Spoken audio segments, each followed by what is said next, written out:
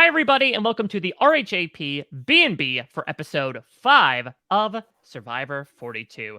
My name is Mike Bloom here to close out, sort of, the pre-merge. We have a 2-hour behemoth coming that, as Jeff Probst would say, is not exactly a merge, but still a phase has ended. We are shedding one sort of skin, if you will, much like potatoes do, and molting into another. But first, we must say goodbye to the pre-merge state of Survivor 42, messiness and all. And to do so, I have brought in the best cleanup crew around.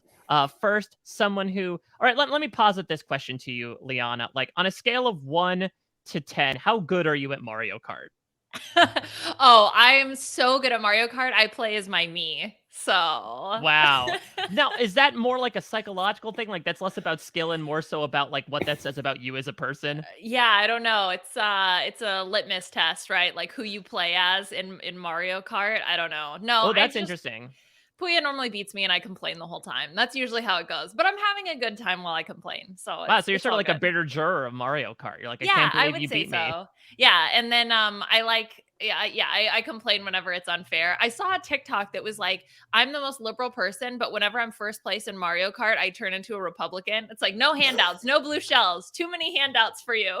Well, I'm glad that now I'm podcasting with the Russell Hantz of Mario Kart. I'm glad we discovered these as we're working through it. I'm very excited to be welcoming this guy in, as he is a master of all things games, be they Survivor, Big Brother, or Mario Kart, perhaps. He is a tried and true staple of guestdom here on the B&B. We could not do a season without him. Of course, we're talking about a prolific reality TV YouTuber, Peridiam. Peridiam, what is your Mario Kart skill level? Well, I'm not insane enough to play as my me. I will say that much. I love Marianne for talking about it, but oh my god, the me? That's like the last character I would pick. Literally, there's like 48 people in Mario Kart, 48 characters. I would say I'm like at like an 8 out of 10 maybe. Okay. That's I'm pretty decent good. Are enough you, that I feel confident, but I also would say I don't win every race, and I can get a little bit bitter too. You know, Hmm. a bad blue shell or a bad banana peel ruins everything, can ruin my whole night. It's brutal. I was going to ask Peridium, are you going to pull a maneuver out of a certain recent Australian Survivor finalist and like bump yourself up to 8.5 over the course of this conversation? If I sit down and start playing Mario Kart right now, I'd probably up myself to an 8.5. But yeah, it's okay. It can be a rage-inducing game. I understand, like, you know, it's not always the fairest. It's like Survivor a little bit. Mario Mm. Kart's a little bit like Survivor, I'd say. There's some Yeah. crazy twists out of left field. It doesn't make sense. You don't really want to be in the middle of the pack at any point in time because that's when all the chaos ensues. You want to be out in front or way behind. And that's, yeah. It's a good point. Wow. Is Survivor more like Mario Kart or Mario Party? Because I feel like the Mario Party thing, like I'm pretty sure I think it was Evie or Gabby brought it up in one of their podcasts with Rob. So you bring up a good point though, Peridium, that like maybe the actual idea of a race and a destination makes it more akin to Mario Kart. Hmm. I could see a little of both. Like the mini games are a little bit more like the challenges, maybe, and then the randomness of you randomly got like to steal everyone's stars, and you're like, wow, that was fair. I like that. But then Mario Kart, yeah, you got the power ups out of left field. Like somebody sends a blue shell, and you're in like 10th place, and it comes from 11th place, and you get wrecked. It's like, where did that come from? Why did I get wrecked? I'm like, right, I'm lagging behind. Oh my You know, god. drag you Okay, down with them. now all I can think about is what survivor advantage is what thing you get as like from in Mario Kart, right? So blue Yeah. shell, that's Is I don't definitely the hourglass. No, I was gonna say that's the idol nullifier. Oh, you think so? Because it takes out the person in the lead with the idol, Yeah, because I would say, like, all the I mean, power that's assuming that the possible. person, when you have an idol, right, that's guaranteed safety. Like, it's not guaranteed first place, but like, I feel like if you're talking about removing an ability from someone else, either that or Mm, if I'm invoking like N64 Mario Kart, there was a boo power up where you got to like steal a yeah. power from someone else. That is most appropriate to the idol nullifier. But if I'm trying to map like advantages of helping Mm. disadvantage someone out in front, an idol nullifier I also could see fits the that I could see bill. the blue shell though, because it does sort of like take out the people at the top usually more likely because it Yeah. has a blast radius and it can hit like first, second, and third, but they're like hypothetically all immune from losing, but now they're all of a sudden in like the back of the pack, you See? know, from a Yeah. single item. There we go. I don't know. I think what's the most useless? A green shell Green is shell's a pretty bad. vote, Is an extra extra vote, vote. yeah. Well, no, that's how you Banana do, like peel. Right. Well, I would say like green shell is extra vote. Let's go with like the advantage amulet stuff, The right? Like coin. red shell is steal a vote. Like you just worked your way up in that way as well of like Uh-huh. Coin or actual. fire tokens, maybe. Like Yep, I Oh think yeah, I so. like that if as you well. have a It's like, lot, it can be okay. Like I know if you get like 10, it gives you a slight speed boost. Mhm. But if you have like anything less, it's like kind of whatever. It's like It's a useless. the souvenir. hourglass is the lightning bolt, right? I Because was doesn't the thinking that too. I was the thinking that. lightning bolt hits Mm. everyone else, and that's what the hourglass does, right? It like changes up everyone else en masse. Right, but you are protected, right? Yeah, Like solo you. exactly. Yeah. Okay. This is Wow, good. look at this. So I like like this. unfortunately, I certainly hope that during this interim, like the producers haven't been playing more Mario Kart because I think now we are slowly realizing the creative basis with which they started coming up with some of these things. And so while I do admire their restraint, in certain ways, Shipwheel Island, for example, the 3 times we went there and only 3 times, like all extra votes, no random other things, but considering again the literal lightning bolts and blue shells we have seen in modern day Survivor, I'm a little nervous for what other random items might be thrown out from both CBS and Nintendo proper. I saw this somewhere on social media. This is where in 41 from Shipwheel Island that the knowledge is power advantage came into play, right? So the Yeah. fact that both Roxroy and Lydia protected their vote, there's no advantage that's going to come from Shipwheel Island. So do you think that, well, I guess there's a question of would this advantage have been different? Not an extra vote. Do you think it would have been the knowledge is power? And do you think knowledge is power is going to show up later since it I'm didn't get introduced here? I'm fairly sure when they were reading out the instructions, it was the same as always, that it was an Okay. extra vote. I don't think Mhm. it was you get an advantage like it was with Liana and Shan. So that's the first question. The second question, I really hope not, because again, it doesn't work again in a season where you know who has an idol. Like Yeah. that just completely cancels it out. So I hope it doesn't show up. But there were several times in season 41, right, where like Xander had the advantage under the bench, Danny in his boot episode like passed something right by. So I would not put it past them to hide something like that just in the jungle to have someone find. Mm. Hmm. Yeah, I was debating that too. I didn't compare notes, like looking back at 41 and seeing what it said for when they went to Shipwell Island with Shannon Liana. Mhm. So I know like Liana got that advantage, and Shan, I guess, protected her vote. I don't remember for sure. Like I was looking at it, and I don't even know if they straight up tell you in the episode 5 of 42 if it's. I know there's the protect your vote or risk your vote. Obviously, that whole if you do one and they do the other, you get something. But I don't know if it ever explicitly says like what they get. I'm looking at it right now, by the way, while we're talking to see if Oh, it good. does. I have it on mute with the subtitles going just to see. Oh, I think it says you get an extra vote. Yeah. I think it just said in subtitles. Hold on. Okay, Which- for I Lydia receive and an extra. Roxroy? I receive an extra vote. Yep. Which is okay. great because Yeah, that's okay. that's ideally what you do. Because I don't think as nice as it is to see sometimes just like the variance in rewards that you get. I don't love the hey, I happen to go to this island on this Mhm. particular episode, so I got this particular advantage. Like you want to be equal opportunity. If you Very can. Mario Kart of them. Yeah, exactly. Like oh well, yeah, exactly. You hit here's your question mark block. Oh great, you got the blue shell this time So around. does this mean that the knowledge is power will come into play post merge? Will we see it? If it has to, I would imagine. So. Or do they feel like because it wasn't used and in like maybe they got the best they could possibly get, they got all the juice out of it in 41? Like you'll never really top that moment between Xander and Liana as far as like just the climax of the merge happening and just this crazy advantage like blows up in their face. I don't know if you're going to get anything better than that unless they steal an advantage from somebody, but I don't know. Yeah, I was thinking about the same thing because I essentially when I was trying to decide whether or not I think it was going to be put in post merge, I had two ideas. One was exactly what you're saying, Peridiam, is that it had such a bang last season, and it's like let's go out on a high note. We're never going to top this. It's only going to flame out. Or we love it. It gave us such a bang. Let's do it again and again and again with the hopes that it will give us. Which, yeah. Has Survivor ever in its history done a let's go out on top? Okay, look, there's no wrong answers in brainstorming. All right, we're just throwing the ideas out there, and then we can make an I think educated. it's just wishful thinking. That's all for me. Oh yeah, I'm absolutely. wishful Yeah. thinking. I This don't is the need it show that back. was like, we don't need to do brains versus brawn versus beauty again. We don't need to do blood versus water again. We're good with that one idea, and that's it. I mean, Nailed listen, it. I would ideally like that to be the case, but I think it's understandable why they could get greedy sometimes. They're like, hey, fans versus favorites was fun. Let's do fans versus favorites too. Or like People they love, did the Idol Nullifier in season 37, then they brought it back and screwed over Janet. yeah, So exactly. So that's the thing. wins monkey's paw. Yeah, I very much think, to your point, Peridium, like, I think they very much want that second outcome. I think they actually They do probably do. want someone's advantage being stolen. And I mean, theoretically, there are more advantages than just the idols, right? Like there are about 2 or 3 extra votes that are floating around now at this point in time. So like those could be stolen as well. When you do the go fish, you don't have to ask them. You don't have to ask them for their idol. You can ask them for an advantage in general. Mhm. So there still might be some mystery going on of actually playing the advantage. I was gonna say, I do feel like with all the advantages out there, it would make more sense to have the knowledge is power because of the amulet introduced, and now there's 3 more advantages to be stolen. That could introduce, like, that makes it a little more exciting. It's not just idols, it's also extra votes, it's also amulets, it's whatever else you want to put in people's pockets. So yeah, I could see it coming back. Can you steal the amulet?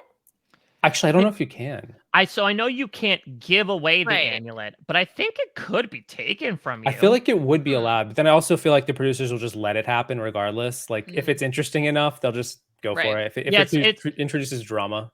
Yeah, it's like that sort of like legalese that people have been trying to get into of like, well, the paper There's said so that much Mike had to say the phrase at the challenge and he didn't, so therefore he should get it taken away. Of like Peridium says, I think like the Occam's razor of this is, if it's going to make for better television and it doesn't allow like such a flagrant breaking of the rules, they'll probably allow it to happen. Again, remember that they were more than happy to have Cerise steal Sarah Lucina's vote steal until Yeah. Troyzan pointed out like the fine print of it all.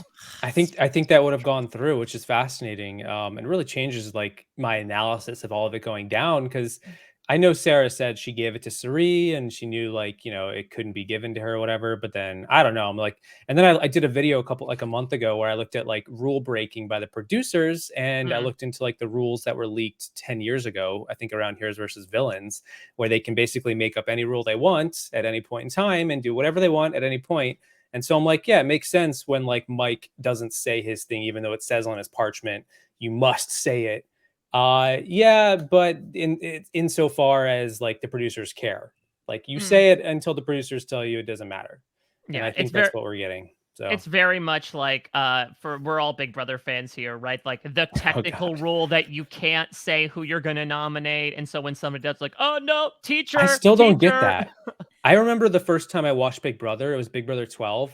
And I remember Brendan was the HOH, and he told Brittany he was going to nominate her. And then they had to go back and reshoot the entire conversation because the producers were like, we need you to re-say everything, but just don't say you're going to nominate her. And I was like, what is happening? This is so staged. This is so confusing. I was very confused. I was very young very naive. Aw. I was almost like, screw this show. It's scripted. This is lame. You were about to jump off. That was a huge moment for me. I was losing it. I was like, guys, I just figured this out. There's like a conspiracy going on in Big Brother. They're rewriting out whole moments. They're supposed to be natural and unscripted. This is nuts. This is crazy. What's happening? But that's too here we funny. are, like 12 years later. I'm just like, yeah, it doesn't matter. Like, whatever. It's a rule. Burn you down. There's no rules. Like, there's literally nothing matters. Like, you can do whatever as long as it makes for good TV. So the rule is like, be good television. That's rule number 1. And then everything else will follow in your favor. Yeah, exactly. Like Russell, he can't burn socks. That's not allowed. Like, that's illegal. That's fine. Or Sandra, you can't burn his hat, but hey, it's kind of funny. Oh my God. All right. We're watching a video version of this, and Liana has been hand-delivered by a waiter, Puya Zambakili, like several different supplies. Liana basically like run a Survivor reward where she got like a trip to the day spa and was able to receive all the fixins here. I got a Snapple and Okay. with a glass of ice cubes because the Snapple is warm. And I No, also got a Liana, note. wait. Can you describe the objects that Puya delivered to you in a Jeff Probst cadence, as if you want us to win this reward? That's right. For reward, ice cold ice. Oh, ice cold Oh. ice. And a refreshing diet peach Snapple iced tea to be poured over the ice. Oh my god. Not Can you hear that? Can we have a taste? Yeah, exactly. Give us a little drink. Imagine if Jeff Amazing. Probst tried it and was like, "I'll try this." He's like, let me try. He started He dribbling. like tests it beforehand just to make Well, he sure did it's that in good. Africa with the giant water tank. Yeah. I also loved in this Yeah. episode how they were they were almost like yelling at Jeff, right? They're like, they're like, Jeff, Food! give us food. Food and sauce. I think Mike said at one point. I don't know why he's so stuck on sauce. But sauce is Jeff's like, I'm sorry. You don't eat the tarp because this is what you're playing for right now. It's Please not don't edible. eat the tarp. Also, Puya says, hi, Mike and Peridiam. And he told me that I'm doing a good job. Oh is, my Oh, that's goodness. nice. Oh, you know, is that a that's letter from questionable, but- home? It's my letter. Yeah, exactly. I want a letter from home, a coaster also for my drink. So I Nice. feel I'm survivor rich right now. Oh my goodness. Well, She said the title. That's the title. She said well, Liana, speaking of the title proper, let's sort of like sum up the Survivor 42 pre-merge here. Cause like for this new era, I do feel like we have had two really interesting pre-merges so far in 41 and 42. If I were to like hold your feet to the proverbial fire here, which one do you like more at this point between the pre-merge of 41 and 42? That's me. To Snapple girl here. Sorry, I'm just wow. I'm just really just reveling in my Snapple. It's so delicious. Okay, so it's tough. So I'm thinking everything, not including Hourglass, right? Or like whatever's going to happen next week. So I'm cutting that part off, shoving it away.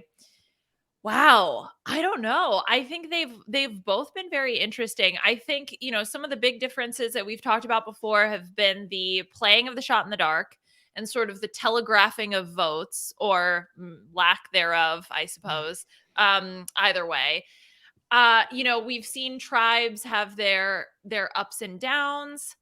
I feel like I don't know. They've both been very enjoyable, I will say. There's something about last season, about 41, that just felt somehow more chaotic. I don't know if that's because we were sort of learning about all of the advantages and trying to keep track of them all, whereas, we had the familiarity going into 42. But even despite the Jenny vote out this season, I just think 41 was messier. Yeah, Peridiam, what do you think? Comparing 41 versus 42. I feel like it's a question of how do you feel about Uwa, the Green Tribe from that's a last very year? good question, yeah. Because they were in, I think, 4 out of the 5 episodes going to Tribal Council. And so you had the chaos that was mostly Shan and like her navigation and her like top tier pre-merge gameplay of managing to get Brad out, getting JD out, getting Jeannie out, but also wrangling in Ricard. And Ricard is his own beast of a player. And like he was just as good as she was in many ways, didn't take as much airtime. And so I'm like, okay, I would probably say for me, I'd take 42. Even though I liked 41 a decent amount, I feel like for me, I didn't really love episode 3, which is interestingly when I spoke to Rob Sesternino, he invited me on, and I'm like, yeah, I was debating making a video being like my least favorite episodes in Survivor, and I'm like, that might be in my bottom 5. Wow. I really did not like that episode, and as I've rewatched it, it's like every single scene is basically about them either finding an advantage, reading the advantage, explaining the advantage, or reacting to the advantages. Throughout the entire thing, Brad gets voted out with like 3 advantages or something in his pocket, and nothing really mattered. And I'm like, this is like, if every episode was like this, I would like lose my mind. So that alone is enough of a black mark for me on the pre-merge of 41. Whereas I don't really 42 isn't as chaotic, I feel like, but it's a little more steady, and I generally feel like I know all the players better. I'm enjoying the dynamics. It wasn't like we had Luvu, who was just like totally, I don't know, like the Luvu of it all from last season was very strange, and I wish we had gotten more of that, knowing that 4 of the 6 of them made the final 6. And one of them was the winner. And one of them was the winner. And I think the most important relationship that ultimately lasted the longest, from what I've heard postseason, was Erica and Heather. And we had literally nothing about Heather other than like she failed the challenge. So I'm like, I think I would take 42 more often than 41. Although 41 is interesting in itself. And I do like it when a tribe gets reduced to like 3 people and has to like navigate that complicated, like really, how do you manage that? And like with the shot in the dark, you have to, they didn't play it, like Jeannie didn't play it. Like that's really, I think, I don't know. I've been waffling between like, is 42's gameplay worse, or was it just like there were some really good players on 41 that manages to navigate around like the weaker players? Like Shan was just so good. Ricard were so good. They were such a formidable tag team that they made it look like easy for them almost, sort of. Whereas 42, it's like a lot of chaos. Everyone's playing the shot in the dark. Like you said, like everyone's revealing the cards that they have. You're like, it's like everyone's playing poker with their cards facing out. That was what you said last week, Mike. And I'm like in 42. So I don't know. I will take 42 over 41 right now, but we'll see. Yeah, it's really tough because, so I do take your point about like, oh, I feel like, because I know that's been a really prevailing opinion of, okay, I feel like I know the cast better. I mean, I do feel like with 41, I think in retrospect, obviously the big sticking point is like they showed us nothing of Erica and Heather, and there still is no excuse behind that. I do feel like if I'm looking at, the 12 players that we were facing the quote unquote mergatory with in 41, I do feel like we knew at least something about them, right? As much as we malign Erica and Heather, Erica still had that storyline of trying to get out Sydney, and like then Danny and Deshawn failing to throw the challenge to get rid of her. Heather had the ball moment and the sort of like inspirational music behind her. So like they had that at least to make me feel like I could at least get a sense of them. I think what I go with is, I think it's a point you made before. This season's doing a much better job of showing us the dynamics of the tribe, namely like who is close with who.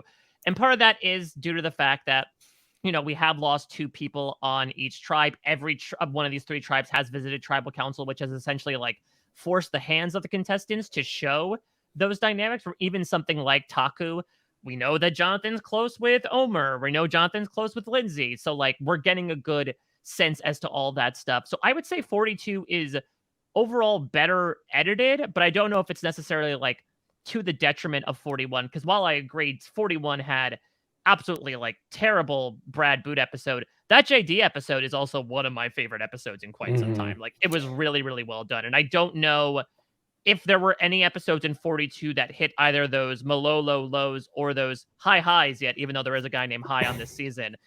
I would say overall it's just been incredibly solid. And, even if the votes themselves, like it's so interesting looking at the voting chart where, I mean, 3 out of these 5 votes have been like relatively straightforward, right? Like the Zach, Mariah, and Swathi votes, with the exception of Roxroy's random vote, have kind of all been open and shut.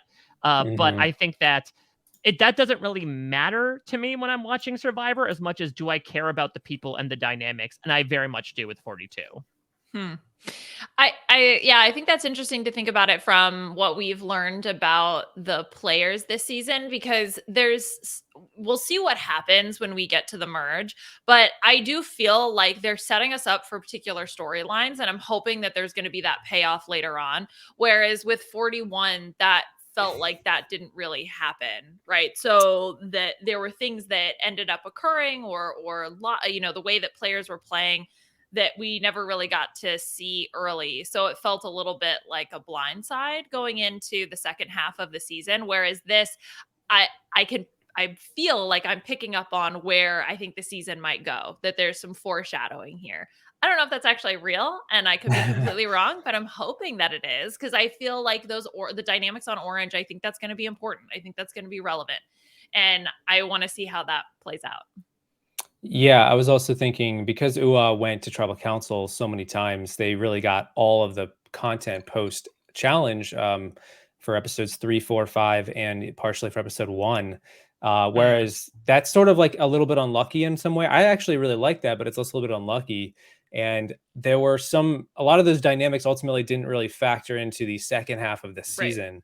Whereas I think we're seeing on 42, by circumstance, happenstance, just we're going in with 4-4-4, which I think is the first time ever in Survivor history. We're gonna have a 4-4-4 merge, or well, whatever you call the Well, that's the hourglass. thing. Technically, it'll I be mean, 4-4-3 by the Ah. time this 2-hour thing is done. I will like to I say, mean, like, some people give me grief, and I'm like, it's technically 4-4-4. They're all on the same beach. They're just and like, there will be. I mean, I would say there will be 12 people voting, but Omer is not going to vote, so there will be maybe yeah, 11 I did votes. realize that. I'm like, oh, that's actually a little bit complicates things.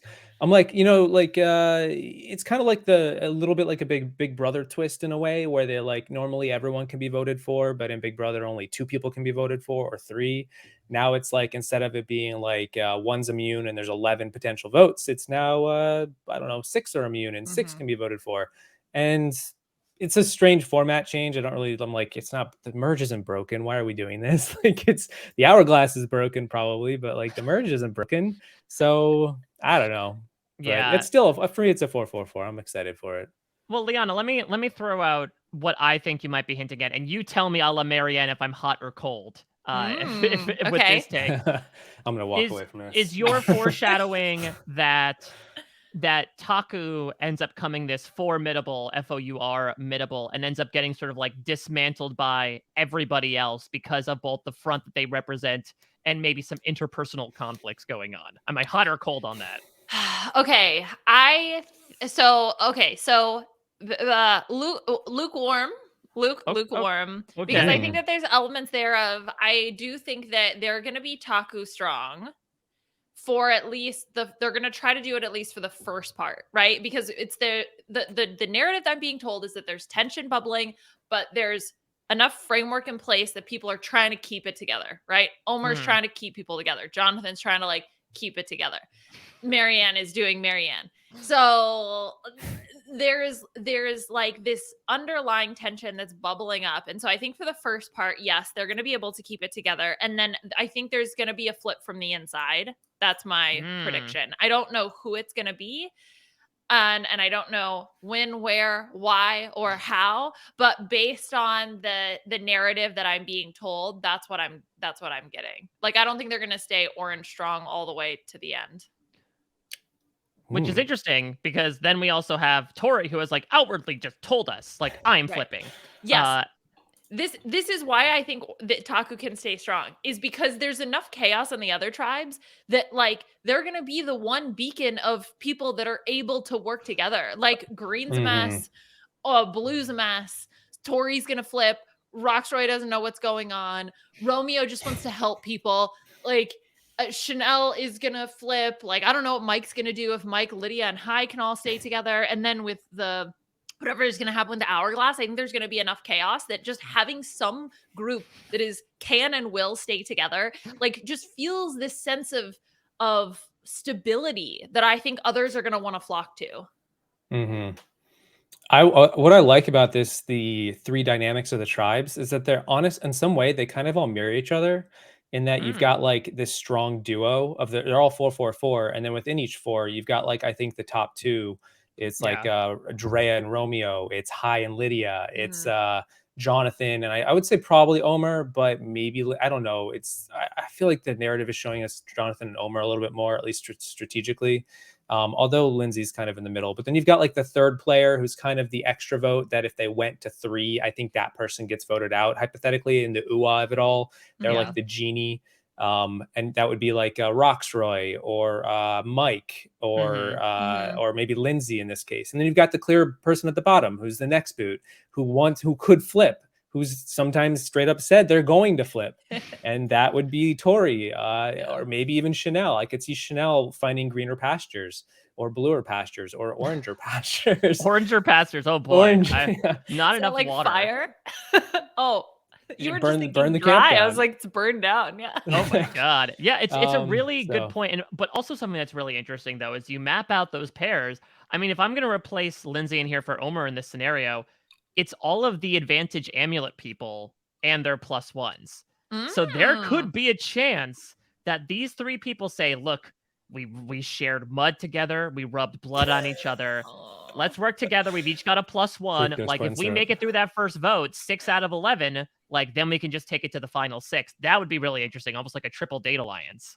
So That's like cute. there's so many ways that this could break out. My biggest fear is like the hourglass like upends a lot of the dynamics because like 6 people are only like last season we saw there were like 4 Luvus, I think. So they just had to vote for, I think it was Evie, Yeah. if I remember Yeah. correctly. And Yep, it's exactly.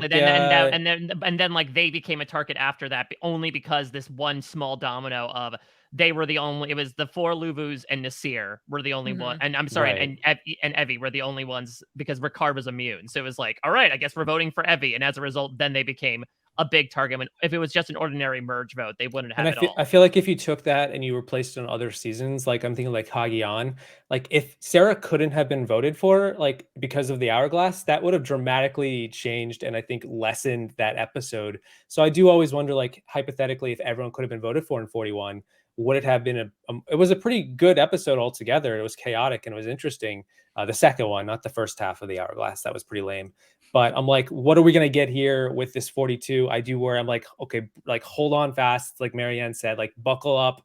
This has the potential to be a really good merge episode, and we're getting 2 hours of it based on the dynamics and the storylines and the players and the wild twist. And I really like the dynamics of it all. I just think like it's really fascinating to see how each of the tribes mirror each other and how these players, like you said, all the top players tend to have these amulets. And then Marianne and Mike, who are sort of on the outside, the fringe of their alliances, have idols now. They all have idols. Tori has the idol, right? Yeah, Tori has the idol. No, Drea has the So, idol. no, sorry, I Don't meant do Drea. not Right. believe those promos, pretty. I kept thinking of her disproven. face with, yeah, I'm like, what was she staring at then? It was not the idol. Anyway, yeah, I'm excited. Okay, so I have a thought. Jonathan's a beast, obviously. I thought you said something very different at first. Oh, okay, no. He is very strong in challenges. So if we think the hourglass is going to work the same, I assume he will be eligible to be voted out because Yes. he will win the challenge for his group, right? And then the hourglass will get smashed. And then he and whomever he was on a team with will be eligible. Like that would be so juicy, right? To have The like amount of this. outrage that is going to happen online. Specific, I'm saying from Jeff when Probst. that Like Jeff happens. Probst is going to be like, how dare you? It's gonna be the meme of like Kevin Hart jumping into that woman's arms as she like tells off that other woman. That's gonna be Jeff Probst with Jonathan on him, telling off everybody else for voting him off. Yeah. Do not. I can already see the Reddit threads and the massive amount of disdain when this happens. Jonathan's gonna win. We know the challenge already. It looks almost the same from the preview. I think it's probably the same one. What with the giant boulders? With the big Yeah, ball. the giant He's boulder, push which the ball. Jonathan's literally just gonna pick it up probably and like put on his He's just back. like, Literally, "Alright, everybody, hop on. Yeah, pull-ups with it on Take his you back. for a ride." I do think though, more than likely, like I could see him being like the shield that he's been painted as for a while, and there's a lot of value in that. And because I feel like I feel like I could see somebody like idling and saving him because I think he's for sure what you said, Liana, is going to happen. I think he's probably going to win the challenge. His team will win the challenge, and then he's going to be eligible to get voted for, which makes no sense. But it's 42; it's a new era, and then I could see like somebody using an idol on him. You know, I think I could see that happening at the merge. That's the most likely time. And there's no nullifiers, so I don't know. We'll see. Well, let's get into finishing off this pre-merge portion by memorializing the most fallen comrade and his fallen shoulder. Let's talk about Daniel Strunk. First, Peridiam, give me your thoughts on Daniel's, I would say, incredibly eventful time over the course of Survivor 42. So I really liked Daniel, his 5-episode arc. I enjoyed his time on it. I think he brought a lot. A lot of times in pre-merge, you tend to get players who are overshadowed. But I think Daniel he was fun to watch. You know, him and Chanel were a really interesting duo. I think he brought a lot of life to the season. And you know, I would like more messy players who are articulate and put their foot in their mouth all the time. Like, give me that kind of archetype on Survivor. I mean, I could probably fall into that sometimes too. There's so many times where I'm like, no, Daniel, stop talking. Like that sentence should have ended like 3 sentences ago, including episode 5, where he's just talking about like Mike dying or whatever. And I'm like, what are you didn't need to keep saying that. Like, he's just like, that sentence it's like Parks and Rec with John Ralphio, where he's just doing the rhyming and then he ends it with like a non-rhyme. And it's like, oh, I should have stopped. Yeah, John Ralphio is Okay. to rhyming as Daniel is to analogies, it seems. Yes, a little bit. And his final words were pretty apt. I liked what he said when he was on the very end. He's like, Survivor isn't scripted, life isn't scripted. Mhm. Am I a potato? No. Am I a script? Right. But he was messy in all the right ways. Not 100% his fault, but at the same time, he's directly to blame for a lot of it. And I think it's really interesting. It's caused a lot of conversations to happen in between of episodes. So like, I'm all for it. I appreciate what he brought. Messy. I think him going out episode 5 is very fitting. Yeah, I don't know. Like, it would have been interesting to see him, I guess, go to the merge, but I'm fine with him going out here. Not, unfortunately for Daniel, I didn't script that, but it is what it is. Yeah, I mean, Daniel is very entertaining and very messy, and so that is absolutely appreciated. I do feel like this was sort of a nice little arc for him, Yeah. over these 5 episodes. I really did love it as well, right? Like, I know he says it's unscripted, but you cannot script it better. Of like, here's a guy who comes in and like is in the perfect spot, right in the middle, like can play it perfectly, and due to circumstances both in and out of his control, goes from like the one that everyone confides into becoming like, in my opinion, the easy consensus boot. Mhm. I know there were some Chanel votes thrown in there, for different reasons, but like it was very clear to me that they pretty much chose Daniel to go over Chanel at that point. It's really interesting to see just like what a difference one evening can make. And it was a destructive evening, but I loved it. I really am thankful for Daniel for what he provided, because again, he is one of the major factors behind everything that happened with that Jenny vote. It's almost like watching Mr. Bean play Survivor, where like he himself is clumsy and he loses things, and then like he's also causing so much fracas around him unintentionally. So as a fan of Mr. Bean, I'm a fan of Mr. Strunk as well. I will say it's like turned me around a little bit on like, this is the upside of some of the advantages, or like the losing a vote aspect of it. Like, people like to complain about that. And I try to keep my mind open. And I'm like, if it wasn't for Chanel's bad decision at Shipwheel Island in episode 3, with the whole Jenny getting voted out, like this, I think Daniel makes the merge most likely, because Mhm. I think Lydia goes. I think we're going to probably get mess in the post merge with Daniel and Chanel, seeing what they're capable of here. But we didn't, and it was very entertaining. And it's been one of probably the biggest, I think, narrative of the last 3 episodes, at least going into the post merge, was that tribal council, that fallout, and then like Mike being in the middle now. And like, I was like, why can't they just regroup? Like, there's 3, and Mike has his vote, and he's got an idol, and they have the numbers.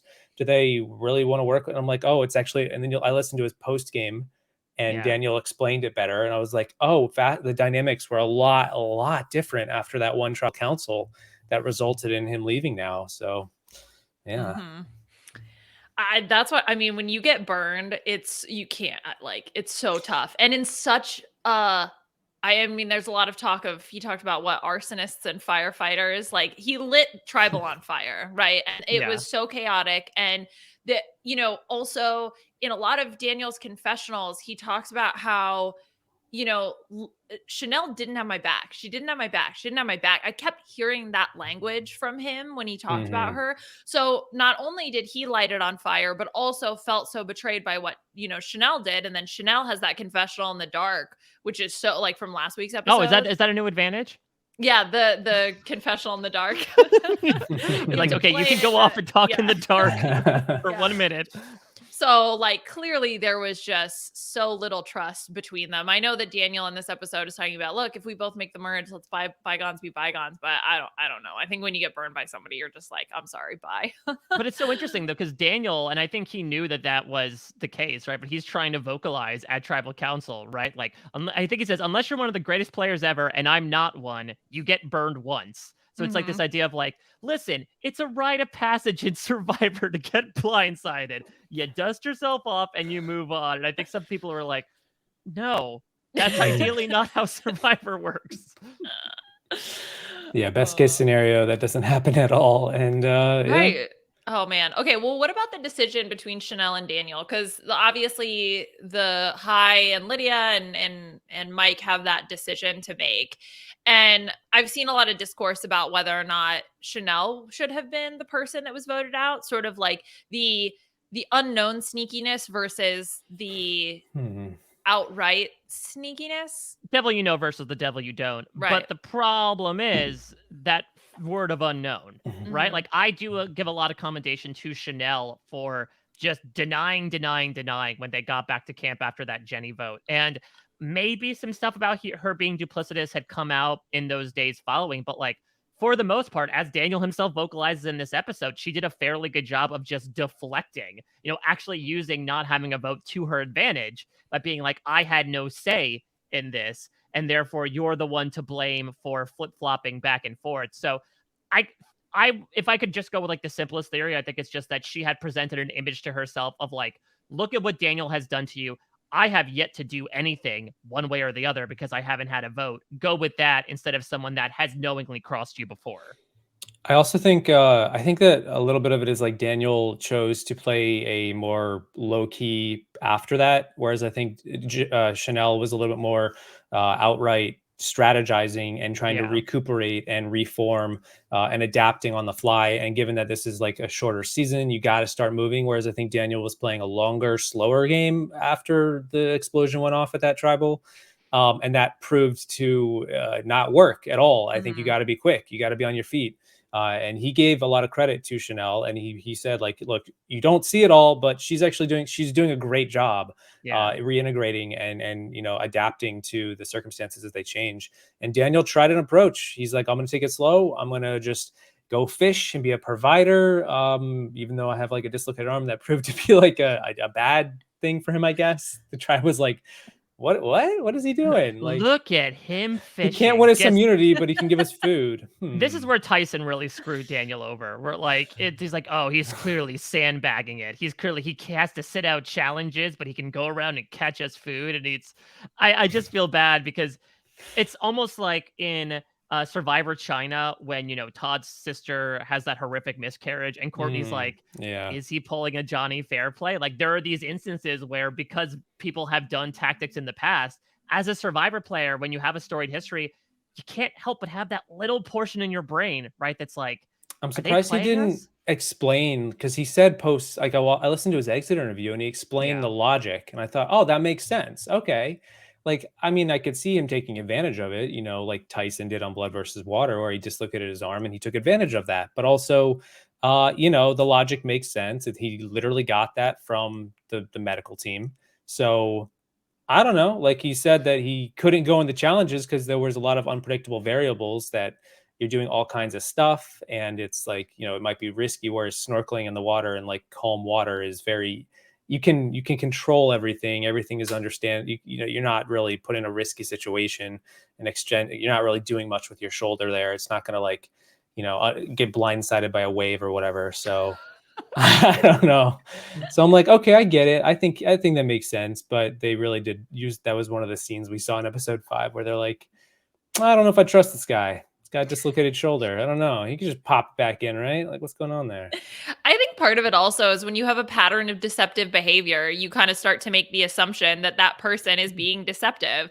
And especially if it's in challenges. I mean, and the fact that it's not like his team is telling him to sit out of challenges, or at least that's what we saw in this week's episode. Like they specifically included Daniel saying to the rest of the tribe, I have very little value to add, and then volunteering to sit out, right? Which is like the next meme, right? It has to be the next I mean, meme. it's on the subreddit. Yeah, I have very little value to add. Just sometimes, yeah, I feel that.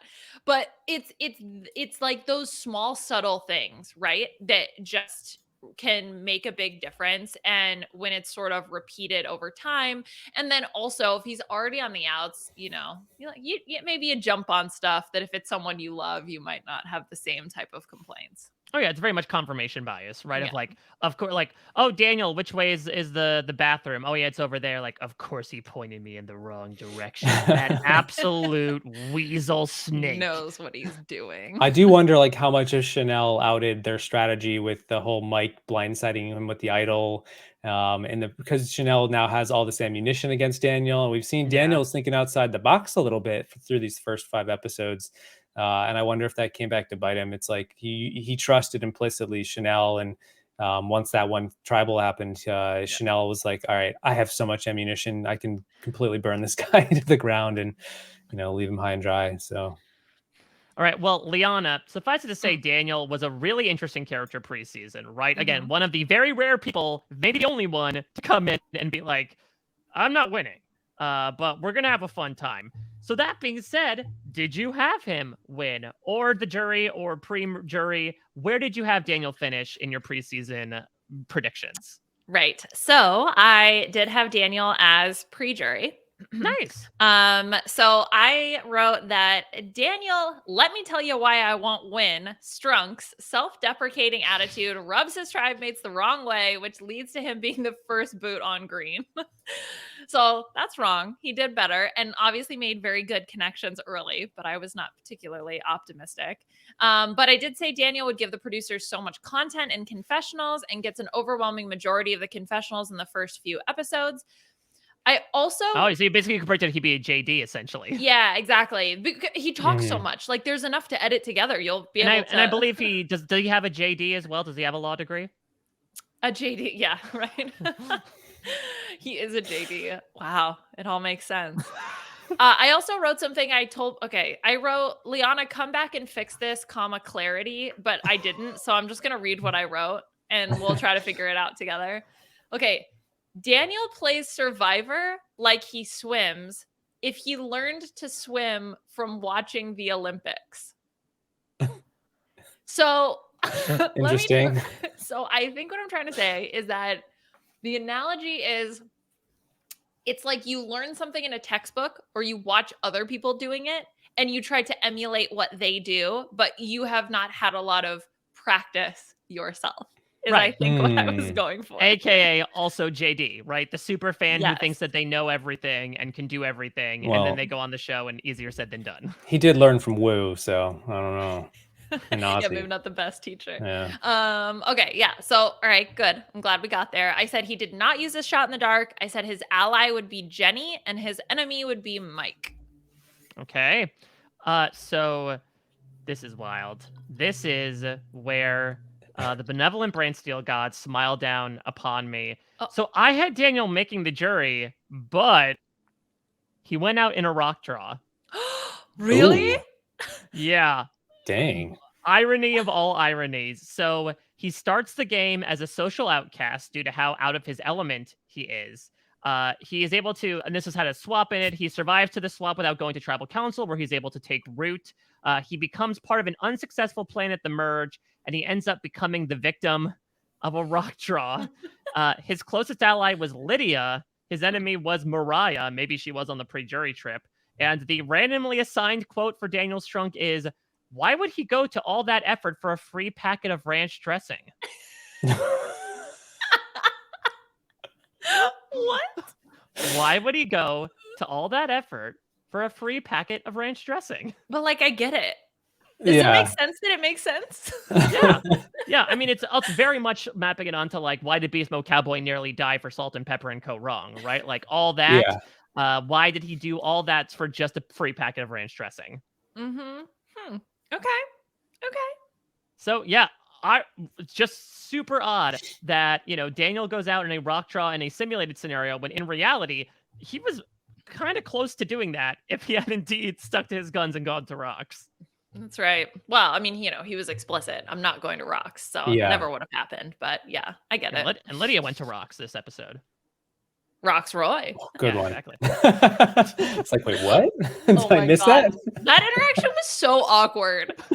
Yeah, so that was awkward. In a weird way, that was kind of one of my favorites because it was like the most unnecessary, like nothing burger of a scene. Yeah, because they were both sort of like holding their like knives behind their backs. And I rewatched it. And is your tribe tight? Like, he's like, what is tight or who is tight? Yeah, well, what do you mean by tight? Was that something you kids say, tight?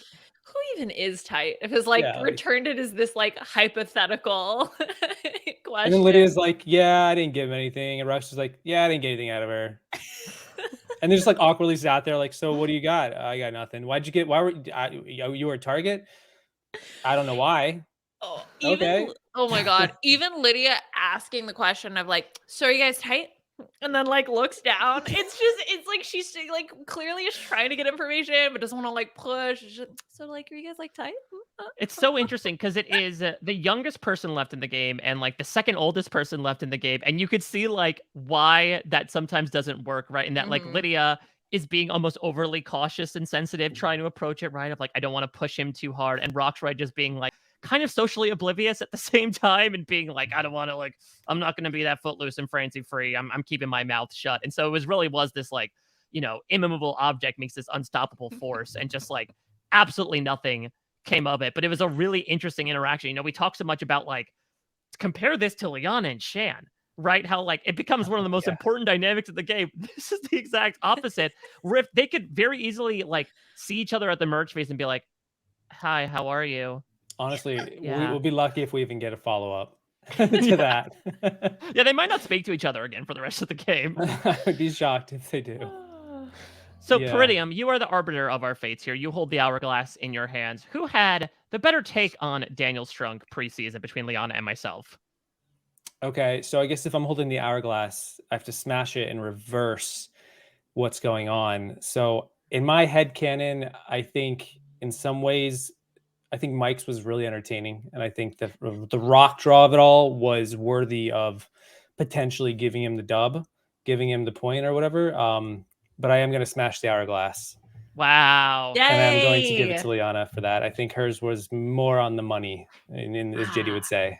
Money. Yeah. So between like the correct, for the most part, the allies, pre-jury, the swimming in out, I like that. I thought that was kind of maybe more running for Daniel, the running of it all, him running through the sand, and that was like the beginning of his arc towards him flaming out. He learned how to run. He ran incorrectly, and he had to learn how to do that on the beach a little bit better.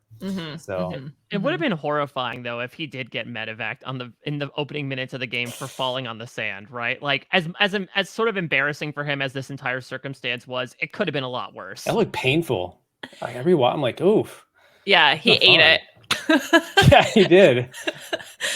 That would be, Rough. could you imagine as part of production too? Like you just start and you already lose somebody that early on. Yeah, I don't know what you do. Like you really have to. I mean, I guess you could pivot like they did in that opening episode, right? With only having one tribe go to tribal council, but like at the same time, losing someone in the first minute, automatically putting them down 665 on day one is something out of like Survivor Fiji or something.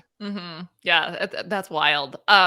Another completely to change topics, but thought, and I just need to say this out loud. And it's not a thought. Well, I don't. I'm just going to say it. I feel like Daniel Liana, right now. return I'm to just this like for clarity.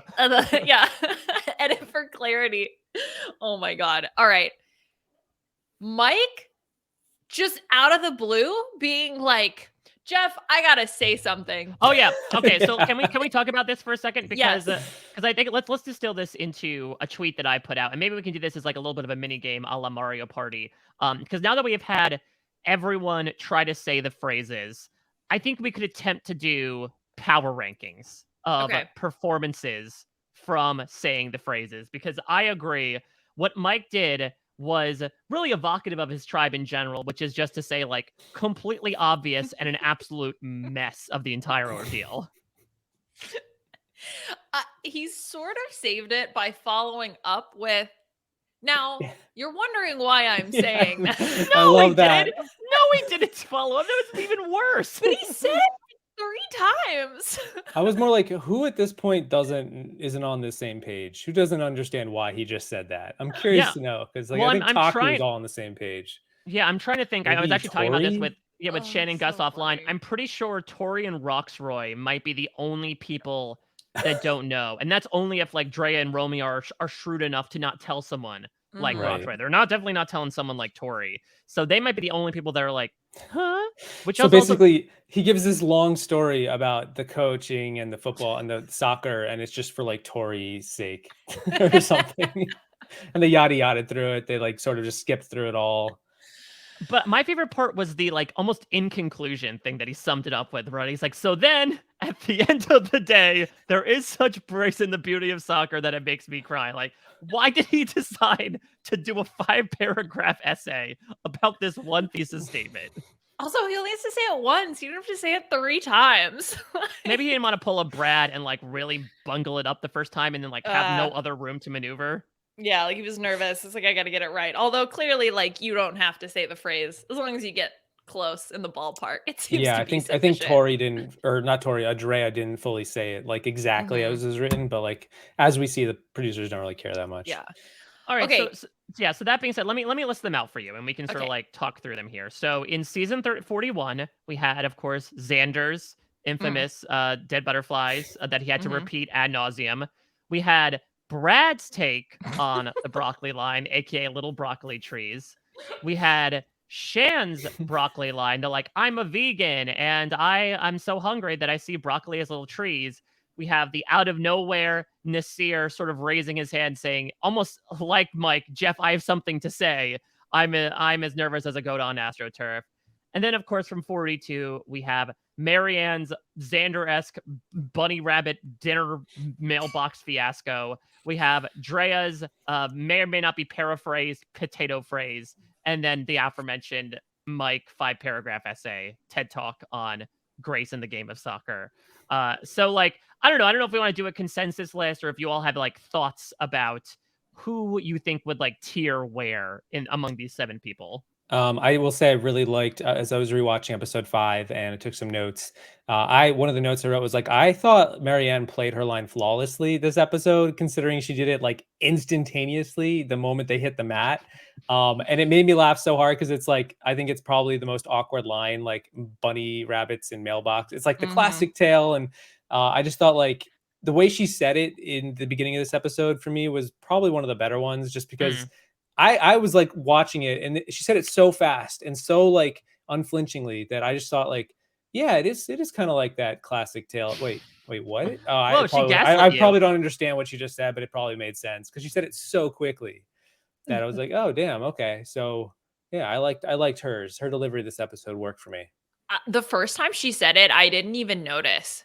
Like, and Mm. I don't know if that's because of who Marianne is as a person. Like, even in this episode, she was telling some story during the Jonathan montage where she was talking about like on a plane on Friday the Yeah, 13th, she and lost something on there. yeah, and I was like, okay, so this is just how this fits with your persona, also. So to me, that was like completely under the radar. I was very impressed. I think Brad is probably at the bottom as far See, as that's tough delivery because I got a goes. lot of pushback about like I think if you're going for entertainment, you almost have Oh to like yeah, yeah, reverse yeah. the list where Oh like yeah. Brad and Hmm. Mike are on the top. If you talk about effectiveness, they're clearly on the bottom. Yeah, Marianne and Xander, I actually had like similarly tiered because I think they're both very similar in that Hmm. like when I was talking to Tiffany about when I remember about the phrases, she was like, "Yeah, I didn't really think anything of it because like Xander was saying stupid shit like that all the Yeah. time." So like Hmm. that was very similar to what you were saying, Leon, about how Xander himself could just be like, "Oh yeah, I guess this 21-year-old kid would say something about butterflies being dead relatives saying hi." That's nothing that makes me blink whatsoever. Yeah, just be like, okay, sure. It's the same thing with Marianne. Like, that's weird, but okay. Nasir is just sort of out of the blue, like, I'm as confused as a goat on AstroTurf is so cute, but also just like there's the editing behind it because also we didn't know that he had found the idol, right? And so there Yeah. was Yeah. that reveal. But that was sort of one of the like, oh my god, he said it! Ah! Like that was very exciting at the time. But he didn't. From what I remember, it was not sandwiched between anything that would make it make sense. But that Nope. phrase though No. is like a phrase, like it's a common, not common, but like I've heard something similar. Didn't James say it right in Big Brother or Right. something? We talked about this. So Did he? Oh. yeah, it's but not goat. I'm as confused as a sheep on AstroTurf or something because like that makes sense. The classic case of the bunny having dinner in a mailbox. Like what? So I don't know what that means for the rankings, but Yeah, it and was Nasir entertaining. I sort of put in the middle because of that. That like I will say the way it was edited did seem very awkward. Where like the way it was just like what Mike did, where it's like Right. you were not called on, yet you're still like, let me volunteer something in this discussion, Jeff. Here's something I'd like to talk about. I personally am as confused as a goat on AstroTurf. No Right. follow up. That's it. No comment further. It's something that just really came out of nowhere to me, and I really do. I put Shan and Drea both at the top, which is my favorite Grand Theft Auto game, at the top of the list because I feel like they both they both did a really nice job of like very subtly just hiding it in there. And and they also I think did have some help. Like I don't think Romeo set Drea up as much as Ricard set up Shan. That is actually a really interesting parallel that I didn't even realize. Right, like Ricard and Shan and Romeo and Drea. You have like you have really, really similar dynamics between the two. I don't know if it'll end the same way, but they're like opposite. They're like nothing similar in people. Like Drea and Shan are totally different. Like there's not even like, oh, they're just flipped. Like they're all completely different people, which is wild that they would end up sort of having a semi-similar pairing. They're kind of like the more positively skewed duo from that. I was like rewatching episode 5 and they're like working together and Romeo's like, I really want to uplift her and carry her. And they're like, if I can win or she can win, like that's a win. And I'm like, yeah, I did think that too. I'm like, they're both like two of the biggest power players, I think, on this season going into this merge. But I'm like, which is exactly where Shan and Ricard were. But I'm like, Shan and Ricard's story was just like the exact opposite. Like, boy. But like if Drea asked Romeo, like, hey, you borrowed the extra vote for a night, can I have it back? He'd be like, oh yeah, sure, here you go. And he'd I don't know, throw some rice on top of that for being like a throwaway comment, like, oh, of course. Whereas in like that was like an entire like 5-minute scene on the Uwa tribe of like, and that carried on until like the final 8 or something. So yeah. Well, let's get into our game for this week. Now, this is something that was actually sent to us by Sarah Carradine all the way back in episode 1, which Survivor loves to do introductions with the fantastic phrase as a super fan or as a therapist. We were trying to find an opportunity to really fit that in. And this episode, Jeff Probst a la Puya came in with the idea on a silver platter, right? When they sit down at tribal council and he goes, Mike, give me an analogy from your job that you would use to describe this tribe, which is one of the oddest questions I've heard Jeff ever ask. I thought it was so weird. I was like, normally there's so many analogies anyway. I'm like, I guess they're not getting their analogy quota on season 42. Yeah, right. They had to go directly ask. They were like, guys, more analogies. Well, then he went to Daniel right after and was like, Daniel, give me an analogy that's like similar to describe like your how lying or whatever. And Daniel was like, I'm not an analogy guy. He's like, all right, well, you got to go then. Like, we got to move you out. But then Daniel attempts to come back. He's, I have an analogy for you. Muhammad Ali never punches people on the street in the face. Daniel, what did you say you worked in? That's from your job? Now that I'm thinking about it, it's like a teacher asking a student for like, can you give me an example of an analogy? Yeah, exactly. So that being said, we are going to be the proverbial students here. I have been provided a list of occupations of these fictional Survivor contestants. And I think what we can do is sort of like put our heads together to come up with, if Jeff Probst asked these people for analogies from their jobs that would apply to the game of Survivor, what would this be? And these are, exotic animal. We're going to make exotic animal vets look like pharmaceutical sales reps in terms of unique vocations. There are a lot of weird ass jobs on this list. I don't know what that means. Like you just said a thing that I don't. What? So there's in Survivor for a long time there were a lot of pharmaceutical sales reps. Like that was like the basic job. You're gonna say we're making the exotic animal vet, which is quite literally probably the most exotic job, look like the most basic of jobs. Gotcha. The best comparisons are the ones that you have to explain, much like the analogy is proper. So, right. Okay. Yeah, I get it. Mike, you're not an analogy guy. No, definitely. I did not do well on the SATs. All right, let's start here. If Jeff Probst asked a manicurist, give an analogy from your day-to-day life that you would use to describe the tribe, what do you think they would say? Oh my God. Sometimes as a manicurist, that's what you need to really like vocalize that phrase, right? You have to talk to people, but you don't want to. Yeah. That could be very much it, right? It could be this idea of like, you have to listen to people complain all the time and you just have to put your head down and get your hands dirty. I've never had a manicure. What about a pedicure? Never had a pedicure. Let's take Peridiam for pedicures. Yes. Oh, it feels so good, especially because you get a little foot massage. It's really lovely. And there you Oh, go. That's okay. another thing. Like, well, we've got the basics down, we've got the manicure going, and now we just need to add a little bit of the foot massage onto it. A little bit of the sauce What? The sauce and things like that. And things and things like like that. that. Just the idea of like, well, we've set up a good foundation, just like I do in my day to day life as a manicurist. But then you occasionally want to show your trust. You add in that foot massage, right? You do that. You go the extra mile, and that's what I'm hoping to do tonight at this tribal council. Wow. You sold me, Mike. We're like a family. All right. What about a professional bridesmaid? Is that a Mm. job? I mean, listen, anything's a You just job. get hired to be there. Yeah. Have Can you ever I? seen 27 Dresses? Well, yeah. I don't think she got paid for it though.